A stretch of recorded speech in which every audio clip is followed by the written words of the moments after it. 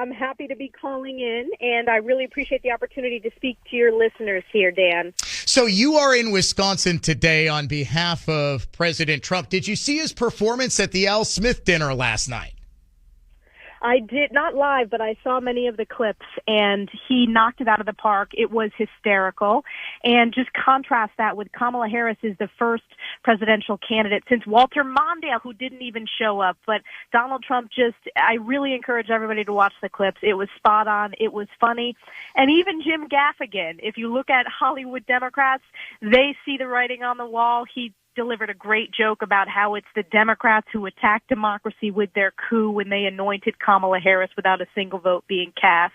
And I enjoyed watching President Trump chuckle at that great line. But he did great, and we're working hard. I'm in Wisconsin today to help the Trump campaign as a top surrogate and to make sure that he wins the state of Wisconsin, as well as flip our Senate majority, which is a key Senate race here, and then that we hold the House seats.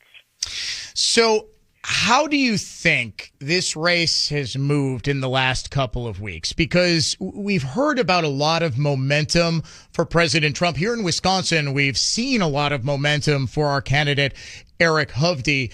You're about as plugged in as it gets with this campaign, and you kind of have that 30,000 degree view. Are you seeing the same thing? Do you think Trump has seized the momentum and Republicans have seized the momentum in these Senate races?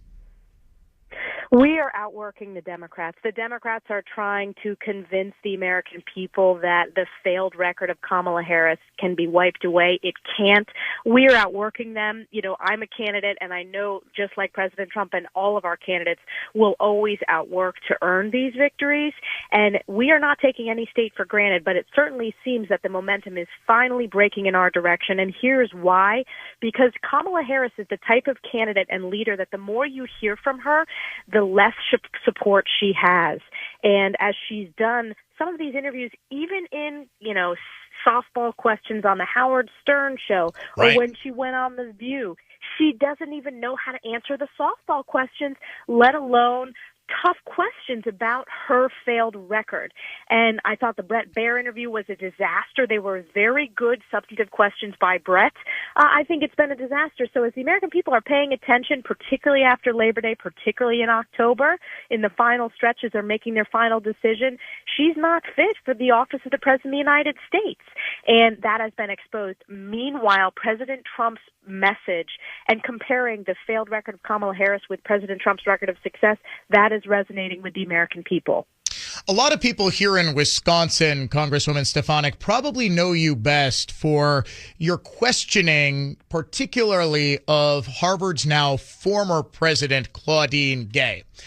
Ultimately, it wasn't her rampant anti-Semitism that did her in, but the multitude of plagiarism she engaged in. Now, Christopher Rufo, as well as a noted plagiarism hunter, has found plagiarism in Kamala Harris's book. Do you think that's having the resonance that the plagiarism of Claudine Gay did? And if not, why? Well, first of all, it should be having more resonance. This is an example of a type of story that the mainstream media is trying to bury, and they're trying to be apologists for Kamala Harris, just like they have been on every other issue. But this is a real problem for Kamala Harris, just like it was for Claudine Gay. Now, I would argue that the historic college president's hearing, that is the most viewed hearing in the history of the United States Congress. More than Watergate, more than impeachment hearings. That had 1 billion views in a week. It's now in the multiple billions. And it's because I asked a very simple question, and the morally bankrupt answers from the university presidents, 2 of them are now former, of Penn, Harvard, and MIT. And that question was this: does calling for the genocide of Jews violate your university's code of conduct? Instead of saying yes, which families across this country know that's the answer to, every single one said it depends on the context, and the world heard. That set off an earthquake in higher education that has been long overdue.